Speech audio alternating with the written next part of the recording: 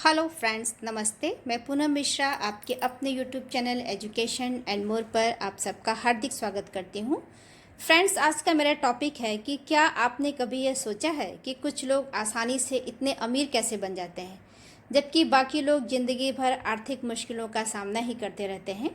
क्या यह अंतर उनकी शिक्षा, बुद्धि, योग्यताओं, टाइमिंग की काम की आदतों, संपर्कों, किस्मत या बिजनेस अथवा निवेश के चुनाव के कारण होता है? हम यानी सिक्के के दो पहलुओं की दुनिया में रहते हैं, ऊपर और नीचे, प्रकाश और अंधकार, गर्मी और ठंड, अंदर और बाहर, तेज और धीमा, दायां और बायां। ये हजारों विपरीत ध्रुवों के सिर्फ कुछ उदाहरण हैं। एक ध्रुव के अस्तित्व के बिना दूसरे ध्रुव का होना संभव ही नहीं है।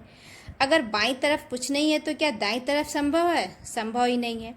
इससे यह निष्कर्ष निकलता है कि जिस तरह धन के बाहरी नियम होते हैं, उसी तरह इसके अंदरूनी नियम भी होने चाहिए।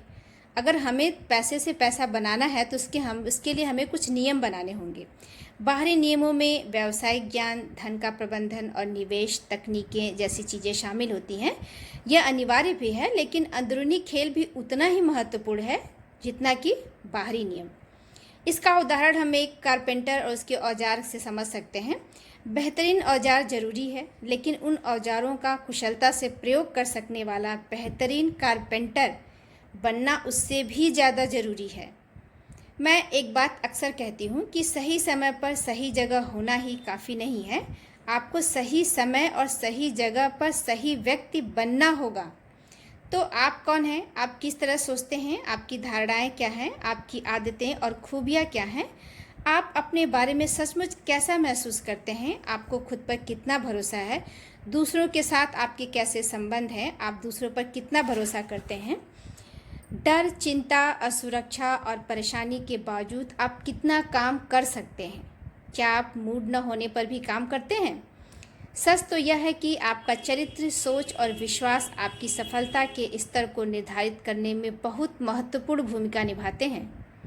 क्या आपने उन लोगों के बारे में सुना है जिन्होंने खुद को वित्तीय रूप से बर्बाद कर डाला है? एक समय तो उनके पास बहुत पैसा होता है, लेकिन अचानक से कुछ समय के पश्चात वह आर्थिक रूप से बहुत नीचे चले जाते हैं। क्या आपने इस बात पर गौर किया है कि कुछ लोगों के पास ढेर सारा पैसा तो आ जाता है, लेकिन वे उसे गंवा देते हैं?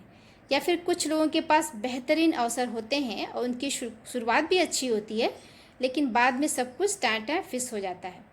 अब आप असली वजह जानते हैं। बाहर से तो यह लोग यह कहते हैं कि मेरी अर्थव्यवस्था की मंदी थी, बुरा समय था, मेरा पार्टनर अच्छा नहीं था, कुछ भी कह सकते हैं।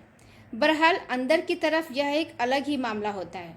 अगर आपके पास बहुत सा पैसा आ जाए, लेकिन आप भीतर से इसके लिए तैयार ही ना हो, और इस बात की संभावना है कि दौलत आपके पास ज़्यादा देर तक नहीं टिकेगी और आप उसे गंवा देंगे।